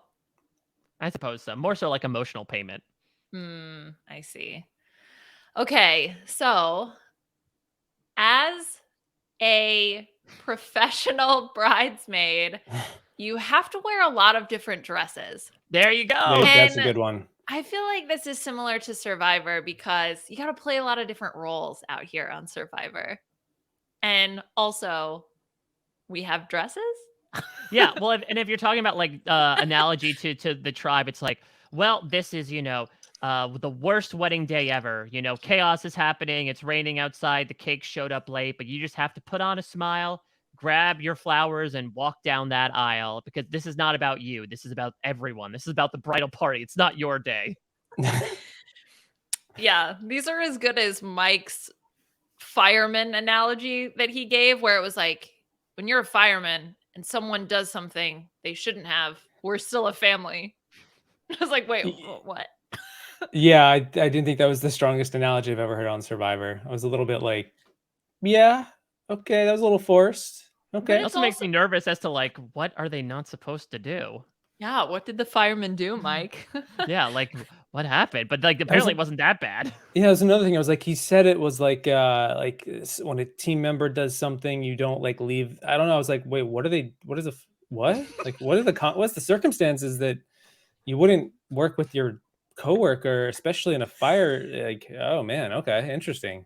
Like, I guess that's fair. Maybe I'd be very questioning if a firefighter like didn't work with their team, but Yeah, if this firefighter's like, I'm going rogue. right. I'm like, interesting analogy. And then it turned into something about how, but we still have to vote somebody out, but we're still a family. And he's like, are you voting people out of your firehouse? Is that also a thing that happened? I Like, mean, Mike did the Mike guy kinda get brought that fired? back. Like, it wasn't like the guy screwed, like the person, whatever, did something wrong and then got fired, which is kind of what I thought he was going to go. It was like consequences for your actions, I'm but it starting. wasn't that. I feel like I'm like now that I'm replaying it back in my mind, I remember Daniel like being like as a follow-up to Mike's analogy about him being like this team guy. And I'm like, now that I think about it, I'm like, none of this is like English. Like, this is not how humans talk. like, This this is is what not how people communicate to each other in real life. Like, I what mean, is malnutrition, happening? like the first thing that goes is I think any sort of amount of syntax or grammar, right? Where it's just like completely babbling at the mouth, which gives us no excuse, of course. I'm just like, Daniel's like, you can't script Survivor. I'm like, I don't know. I rewatched that Tribal Council and I'm like, he's like, that's where you find the meaning. It's in the unscripted. And I'm like, well, I got no meaning out of what you guys just talked about. So No, I'm what guessing it that is was it's scripted. it's that thing of we ran a Survivor episode through an AI and produced the perfect tribal Yes. council That's speech. what it And it's felt what Mike like. said. A Oh little my bit. gosh. Yeah. To the very like Mike is gonna treat this like a team for the rest of his life to the very end Until he dies. until he does. And Yeah, then I'm yeah, like, Jeff's awareness to be like, so like till he dies to like the very end. and Jeff was the first one I think who brought up the word dying. If you go back Mhm. and rewatch it, I'm like, why did Jeff say that? He didn't have to talk about death. Like, come on. He's like, let's get the elephant in the room out here. You all are talking about Mike's imminent death, are you not? Yeah.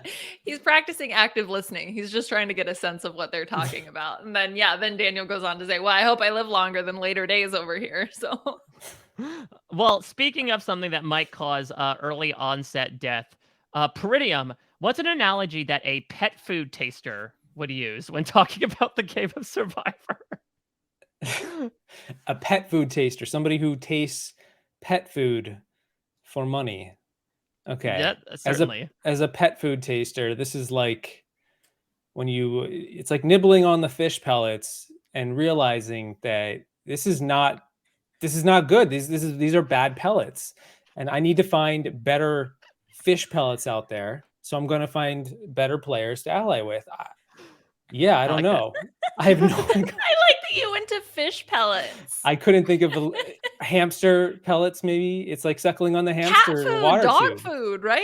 Like that was I Yeah. thought dog biscuits. Have you ever eaten a dog biscuit? One time No, I I've ate a eaten a dog cat biscuit. biscuit. A I've cat eaten biscuit? They're cat food, surprisingly yeah. oily. I've The one that never, I I had know. felt oily. I remember Ah, being a kid and I would like eat some of my cat food. It was the dry food and it was actually Mhm. kind of tasty. It was weird. I didn't get paid for it, so I can't say as a professional, as a food taster, I mean, but that it could have was been. okay. Listen, let's look at that different universe where, like, instead of doing this, like, you became that professional pet food taster. Yeah, you know, What could have been? what could have if been. if only. All Yeah. right, Liana, what would a children's face painter say if asked about the vibe of the tribe from a vocational perspective? Okay. The vibe of the tribe right now. Well, I feel like it's very similar to when I am at a birthday party painting kids' faces. Mess. It's just mess. And there's children running around and they're talking too much and it's annoying. And all Yeah, my tribe mates annoy me. that's very much a Roxroy perspective, right? Of like Yeah. everyone's running around yelling and screaming, and I'm just trying to get the faces painted. I'm just trying to get my paycheck here. I don't know why all my fake employees don't like people. I think that maybe says something more about me. My manicurist didn't want to talk to people. My face painter hates children. At least you're not eating fish food. Yeah, At exactly. least I didn't eat my Or cat it could be food. something like if someone really liked their job, though, it could be like, Jeff, as a face painter, I look into the soul and I see what do they need on their face that day. Do they need a tiger face? Do they need a rainbow? And I feel like I'm able to take the read of each and every person that I come into contact with. Oh, there you go. Yeah, it's about you got to work with people. It's about taking everyone's ideas but then putting your own spin on it, Jeff. Is that a thing? I Yeah. feel like Kim Spradlin would be a really good face painter. It's just random. She flips Because houses? she talked about how she could figure out Oh, yeah. people's like inner Animals. animals or Oh, whatever. I was gonna say quite Mhm. literally. I think Eric Reichenbach would probably be the best face painter. Eric would No? be a great face painter. Mhm. Actually, I'm pretty sure in Micronesia, right, they did that one challenge with the face paint. Like, he did a fairly impressive display where he like decked out he looked like Darth Maul. You're right, he did. Oh yeah. Yeah. That's interesting. I wonder what the Survivor contestants would get painted on their faces now. Like, what do you think Daniel would want to be? I think Daniel would want to be. Well, I think if Daniel in episode 5 would have been wanted to, like, a la Tobias, like, painted blue so that he blended in with the ocean so that nobody would pay attention to him. He blew himself early. Yeah, camouflage. I think Mike, just to, like, really get the point across, would want a soccer ball painted on his face. Like, did you know that I think that there's such grace in the game of soccer? Hey, Jeff, that look at it's this. Like tragic? a Look, cheers. I love soccer. Or he could do the full Thanos transformation and go like full purple. That could work as well. Yeah. I'm trying to think about. I mean, like, Roxroy would outright refuse it, right? Like it's too silly for him. He's like, I don't sing the Survivor song. The Survivor thong song. What? That's what Mike said last week. Yeah, exactly. I was talking about thong, and that is Yeah. the song. Yeah, maybe that was it. That he's like, get your damn Cisco out of here, kids. Yeah, I wonder if that came up with the Swathi discussion about who she knows. So they were like, the true pinnacle of music, the thong song. Do you know it? Now, how about on this note? I feel like the next one I have up here is florist. I feel like that's something very similar, right? Like, someone walks in and needs something for an event, and I personally curate a set of flowers that will take their breath away, quite literally. And I need to do that when I choose my words, talking to each and every person on this tribe. And as a florist, I don't go around just picking every flower. I pick my flowers carefully, much like Muhammad Ali doesn't go around punching people on the street.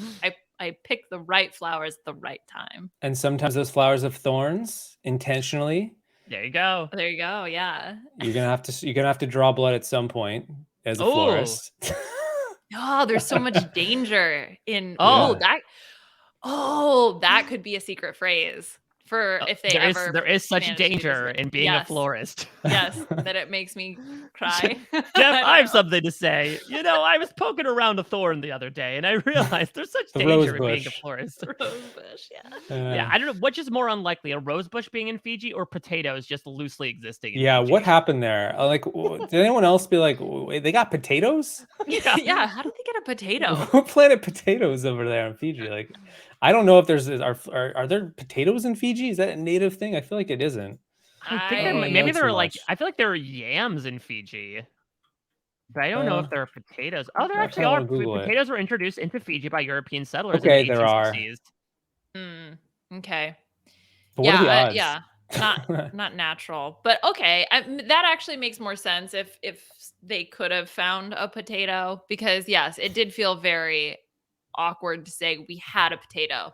Because I think what could move her up in the power rankings is if you just say I'm thinking of potatoes. Yeah, like I love my carbs, right? And Drea could say that too as like an athlete, right? Like Get a carbo load. but the other thing, again, the two people who don't know the phrases, like are Roxroy and Tori looking at Drea I being thought like, that what? Oh too. What the yeah. I hell was are you like, wait, if talking these are about? the people on the outs, they're like, wait, what? You got a potato? Yeah, why Where did you did you not get give the me a potato? And you didn't share? I'm like, oh no, Drea's tanking her game. It's like all because of the potato. All because of the potato. Maybe they did find a potato. Do you think they were like, we now after we found the idol, now we're going potato hunting because we needed to bring it up at Well, the here's the next thing. We ate it. You know, let's do Galaxy Brain meme here. I think we have making a fake idol. Step below, make a fake potato. I think you take a rock and you cover it in enough sand that you're like, I found a potato. Look at this. Let's And pretend to then eat it. Tori wants to eat the potato, and you say, no, Yeah. we're gonna save this. Except for after the challenge. It's or we'll Mhm. just it's a lucky potato. We don't want to eat it. You Yeah, that's our know. mascot. Yeah, right, exactly. It's our Wilson. We're gonna paint a little face on it. The other thought I had is then when you go on the boat and Cochrane is there and gives you a potato making kit, and then that's the next advantage. All I'm right. not a big fan of potatoes, by the way. That's like one of my least favorite Wow. foods. Potatoes and manicures. We're learning so much about I you. like It's I like like French fries. I'll eat chips, as the British would say, but I'm not a Uh-huh. big fan of potatoes. Like just like There's fingerling just potato. baked Well, potatoes, mashed potatoes. Oh, not even mashed potatoes. Nah, oh my god, those are my least favorite. Really? Your least I know favorite. these are the reactions I get. I like this is my life. It's fun to announce that to everyone. I just walk into a room. I don't like mashed potatoes. It's Yeah, a good. This is so- a great conversation starter. You know, you'd have more to discuss than Roxroy and Lydia at Shipwheel Island if you Yeah. So started what that food? way. What That's for food do sure. you? So that potato thing was weird, right? Like, well, yeah, I hate mashed potatoes, so it's even Yeah. weirder for me. Is it a Yep. texture thing? I think so. I think it's the texture. I think I grew Mm. up. I didn't get like I grew up eating it, but it was like butter and salt and not much, and it was always very plain. So like, Mm. unfortunately, I wouldn't give my mom a high star rating as a child for her her mashed potato making. I think that might be a little bit of it. I don't know. The texture's a little weird.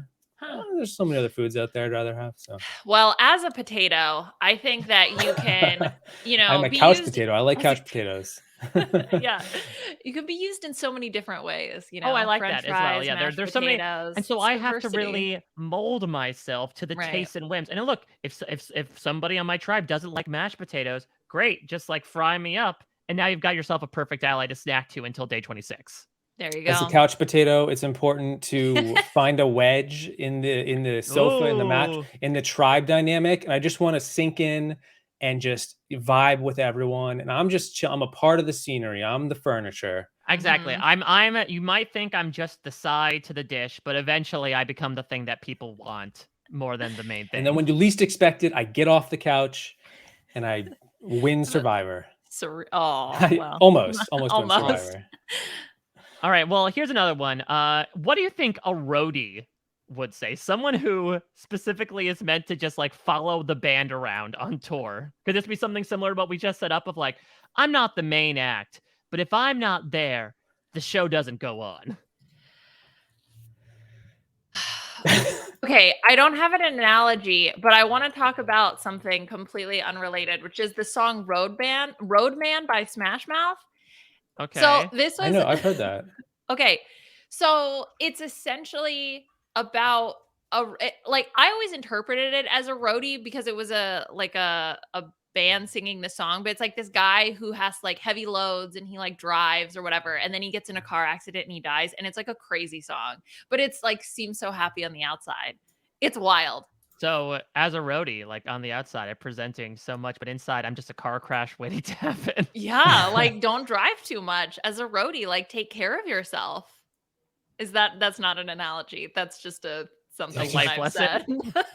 1.6. Yeah, it's the Road Man driving in the road. Yeah, I know Yes, that that song. song. I used to listen to Yes. Smash Mouth. I think it was Shrek. Shrek got me into it. Yeah, but again, another Shrek little was your nugget of gateway into Smash Mouth? Yes. Like 15 years ago. No, oh man, you had to access all of their catalog beforehand with like Walking on the Sun. Well, yes, of course.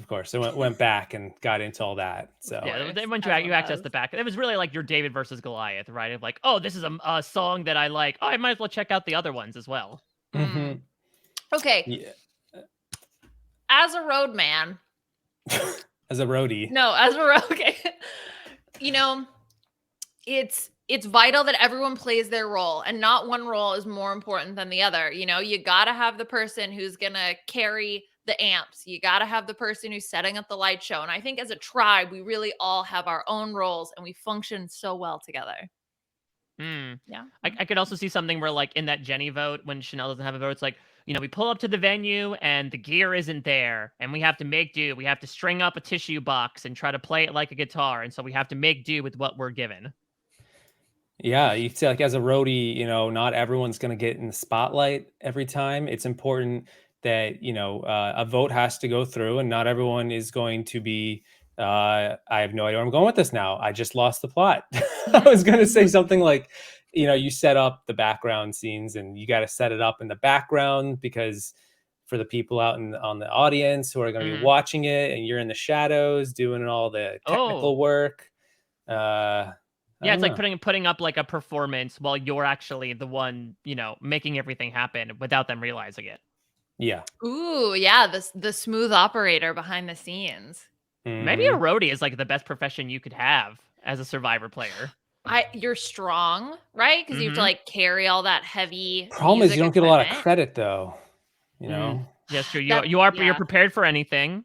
Because you're trying to appeal to the jury or the audience, but if they don't know Right. what you're doing in the background, right? I think this is going to be Romeo's issue as well, which, he's like, Road this to pageant, meow. a rodeo. Yes. Road man. Roadie meow. Road meow. Poor Romeo. Road meow. Road meow is going to have to really deal with that if he gets the final tribal, right? Because how do you be like, I made everyone else better Survivor players because I supported you, like the whole thing about Drea being like, I want to help her be a better Survivor player than she already is amazing and lovely. But I don't know, a jury will not look at that and be like, yes, and you deserve the money. Right? Yeah. I think especially nowadays when it's less about like iron sharpens iron, right? And more so about like, oh, you were underhanded or like you proved yourself in the best way. Like Romeo has a good personality that could certainly help from a social perspective. But yeah, I agree. If his pitch is, especially if he's sitting next to Drea, right? It's like, look what I was able to do for her. They're going to be like, yeah, look what you were able to do for her. Hence my vote for her in the end. Right. All right. I've got one more here for you. And I gotta, be me. I gotta go my brand. What do you think a pole dancer would say if given an analogy to provide a tribal council? As a pole dancer, honestly, so I'm on pole dancing TikTok somehow, which I very much enjoy. But like, because there's like, competitive pole dancing, it would be such a good profession for the individual immunity challenges. It's like it's like you need a lot of strength, but you also have to have flexibility. You have to have endurance. Like I feel, because like Jonathan's type of strength is great for the boulder pushing challenges, Yeah, but or you grab don't a do that boat. as you don't do that as an individual. You stand and you hold something, right? It feels like the usual challenge. I feel like a pole dance would be really good.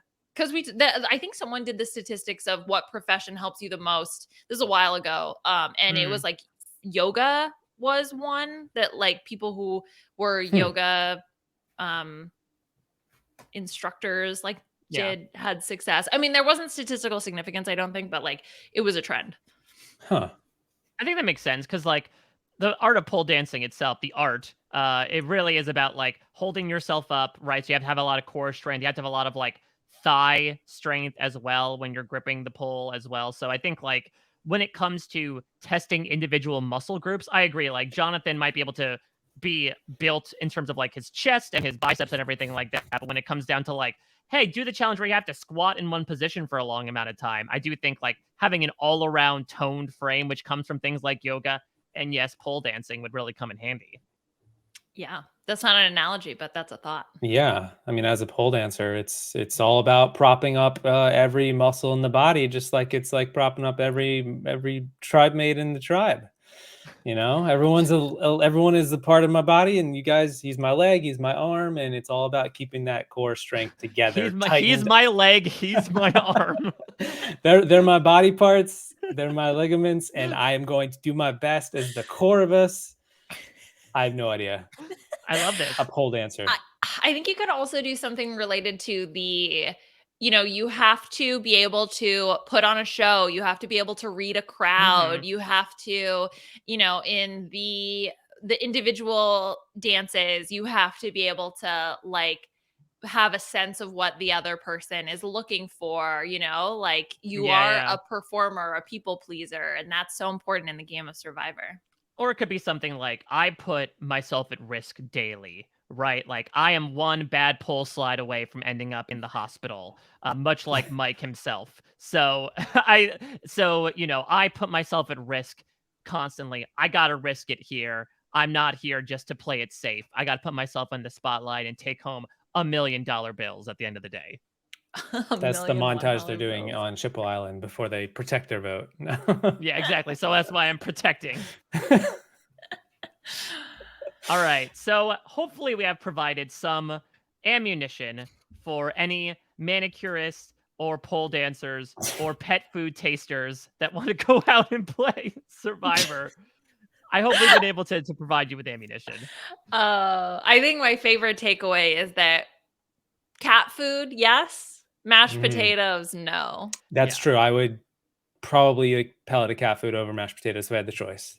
Wow. Okay. That's a hell of a would you rather. Yeah. It's a very niche group of one single person who would answer that particular way. But you know what? I love it. I don't want to yuck anybody's yum. Enjoy your cat food, Peridiam. And he has reactions to both of those. To be fair, I don't eat cat food. I was like 6 years old. You can yuck that yum all you want. Phrases like I'm not going to sit here. I don't eat cat food. There you go. That's a good clip. Yeah, you can use that clip. Yeah. It's funny because I just got a text from my brother-in-law, and he was like, "For Easter, do you mind? I know Billy doesn't like mashed potatoes," and I was just like, "You can make mashed potatoes. It's not a big deal. I'll eat the mashed potatoes. I'm not going to be like, ugh, how dare you? Like, I'll eat the mashed potatoes. If you gave me a bowl of cat food, I would not eat that. Oh, okay. Just to say that. Okay. All right. Gotcha. I'll eat the mashed potatoes. So it's all about societal pressures, really. To some extent. Like if you had sat down with if your family happened to be a bunch of cats and they said, "Okay, we don't want to make you cat food." You're like, "No, you can make me cat food. It's fine. I'll eat it." Yeah, I don't know. I probably wouldn't though. Yeah. That's rude. They slaved over a hot stove making you that cat food. They did. Usually the hot stove is me getting annoyed until I eventually put the food in their bowl, but similar. All right. Well, much like a nice, healthy dollop of Friskies, give us something else to chew on here at Peridiam. As per usual with the B&B, do you have a charity or cause that you would like to highlight for anybody listening? I like this segment because every time you invited me on, I always say the same thing, which is very fitting because I used to volunteer for them. I don't at the moment, but it's the SPCA, which is for adopting animals like my cat, which I adopted. It was right next to me. Don't eat the cat food. They don't like that. You can give the cat food to them. They like that. You guys All are right, welcome. so both a charity and a PSA this time. Please Yes. do not eat the cat food. Perfect. One pellet might not kill you though. Well, you're I know where to here, go from there. so Yeah, It's I am living here. proof that one Yeah. pellet, what doesn't kill you makes you stronger. In this case, cat food. Mhm. Well, listen, we're very happy to have you not only around, but here right now to talk with us to wrap up this primer of what has been a very fun season so far. I know that you are, of course, doing your own coverage of Survivor 42 proper on your channel. So how can people check out what you're doing on YouTube, on social media, etc.? And if you want to tee up or preview anything else you might have coming up as well. Yeah, they can find me on YouTube, Peridiam, Peridiam, or on Twitter at Billy Geis. And I am always making YouTube videos about Survivor Big Brother every Wednesday. For right now, it's going to be Survivor up until probably BB24 starts in the summer. I'm going to be talking about the merge. I always have made it a thing now for the last few years. I'm going to be talking about the merge. It's going to be 2 hours. It's going to be a lot to digest. I transcribe the entire episode, break it down, and then animate it as best I can and try to make sense of it all and see where we're going to go. So I think it's going to be pretty crazy given the setup of all 3 of these tribes and the flippers and the advantages out the wazoo. And so I'm looking forward to it. But yeah, that's where you can find me. And I'll be putting up my next video this Wednesday. And you also have a Patreon too, right? People that I are do have a interested. Patreon. I forget to acknowledge it. I do have it. And I post on it. I literally wrote like a giant update yesterday for like 2 hours. So it's like I do pay attention to it. I just never really push it. But like, yes, I do have a Patreon if you want to directly support me instead of just watching and hoping that view is worth something. If you want to direct, because it's like it's like 1,000 views is worth like a small amount. That's how it's calculated on YouTube. Mm. So it's like if you really want to have like more of an effect, you can go to my Patreon and donate. It's like $2. So that's another thing I do have. Yes, thank you, Mike. I have a terminology question to Mhm. ask you. Do you call it the merge? Like, what did you call it in 41? The hourglass Oh, that twist, thing? fake merge, the Like the merge. Like, do mergatory, you still maybe? call it the merge? Because You mean technically, they are all voting together, right? Yeah, I mean, I know They Jeff is like, technically you're you're not merged, but you're not pre-merge, but you are right. pre-merged technically because you haven't merged. That's like the definition, right? Like you're not in, we just consider the pre-merge like they're the merge or they don't. I We're don't in a know. I whole mean, new they are. era. I don't know. Like they are living at the same camp. That helps, but also then like to Survivor Thailand, they obviously had the fake merge as well. So maybe we could call it a fake merge. So Yeah. this 2-hour episode is not pre-merge, nor is it post-merge. It is fake merge. It's Schrodinger's merge. I mean, Merge. I would say it's probably technically pre-merged because they actually haven't merged. But I they're mean, if all anything, voting together. if right? anything, we can just be factually correct and just call it pre-jury because I'm pretty sure no matter what, the person who's getting voted out is not going to be on maybe the it is jury. merge. I Yeah, consider it the merge. I usually consider it the merge. I don't know. I think it's the merge. I think Jeff is wrong. The fact that they're all voting Jeff's together usually wrong. to me is a merge. Yeah. Jeff's too concerned about Mike outliving or Right. not outliving Daniel. Like, I would say like let's talk about the things that matter. if Jeff says that doesn't mean it's the truth. So I'd probably say actually now that I think about it, yeah, they do come together. They do vote together, whether 6 are safe or one person's safe. It's a merge vote. We've seen this before. A person who gets voted out doesn't go to the jury. It's happened a bunch of times before, so it's not unusual. The only thing that's unusual is that it's like implementing this Big Brother twist where like half the cast is safe. Right. And none of the challenges matter. It's like, yeah. Oh, Jonathan. All right. Well, Liana, what else do you have going on as reality TV continues to pop for you on reality TV Wrap Ups? Pop. Yeah, you can find me on Twitter at Liana RHAP. I am podcasting about Masked Singer. Puya and I just did the second episode of Group B, which was super fun. And then also RuPaul's Drag Race is still going on. Sorta. We had a very interesting episode this past Friday, and I'm very excited to break it all down with Aman and Beth. So cool. Cool. Cool. To quote Cool. another show that references Pop Pop. You can follow me at a Mike Bloom type. As I mentioned before, exit interview with Daniel, as per usual. Not only a great character, but I think had some really interesting insights into his own perspective behind like the various votes that happened, why he flipped and then flipped back, why he truly did feel blindsided to the point where he didn't play the shot in the dark. So a really fun chat from Daniel Strunk up at parade.com. Also talked a little bit other reality TV stuff this past week. I got to appear on a jam-packed finale of Australian Survivor with Shannon Gus and a COVID-inflicted Nick Iadanza. It was certainly a season of Survivor, but we got into it all, into what I thought actually were really interesting 2 final episodes for a season that was very much up and down. I also appeared on the Beyond the Edge recap. I got roped into doing that with Rob Cicierino to talk about Is any that. good? I mean, I have I haven't seen compared it. Beyond the Edge to a nice salad where it's like when you're watching it and you're like, all right, this isn't there's some components about this that are like fine. I'm like getting my fill of it. And then like an hour passes and you're like, I don't even remember watching this show. Like that is Beyond the Edge, essentially. You watch it for just how goddamn ridiculous the host is, but outside of that, think about like the most kind of like forced wholesome Jeff Probst content that he tries to put into Survivor and then extend that into an hour-long show, and that is Beyond the Edge. So if that's your thing, whether you're Right up my watching alley. I love watching it or hate watching it, be sure to check out my podcast with Rob. I'm also doing like intermittent interviews. I'm talking to Jodie Sweetin next week, which is wild to me as someone who grew up with Full House. So again, if you like Beyond the Edge, parade.com. Then I also push a recap. I'm doing the Lost episode countdown with Josh Wigler. I talked some Star Trek Picard with Jessica Leese, and I'm very excited. I was on an upcoming podcast recapping Bridgerton. I have been a recent convert to Bridgerton, and I got to cover an episode of season 2 that was hot. And I was very happy to talk about that with the Dark Walk crew. So if you're into those types of shows, be it scripted, unscripted, life is unscripted, but we do have scripted shows talked about over on post-show recaps. I'll have to tell my wife. She started Bridgerton season 2. She's watching it right now. There you go. I'll tell her to watch. Listen to the podcast.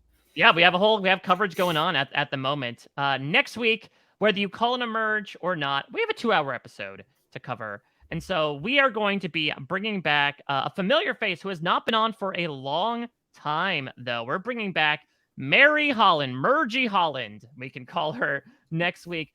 Mary has been doing some like really awesome stuff since the last time she was on the B&B. She wrote and starred in Happiest Season, which was that Kristen Stewart Christmas movie. She was in The Woman in the House Across the Street from the Girl in the Window on Netflix. She's been doing a lot of things. So I'm really excited to have her hop on and give her takes on, as Peridiam described, what is probably just going to be absolute chaos across 2 episodes of Survivor as we move into the next phase of the game.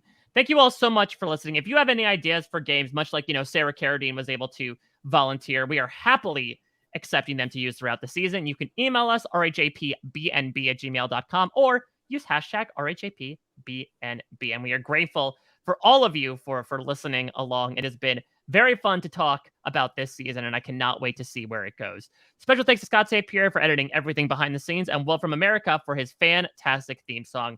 We'll be back next week with Mary Holland to cover the 2-hour Merge in Quotes episode of Survivor 42. Until then, we'll check you out at your next stay.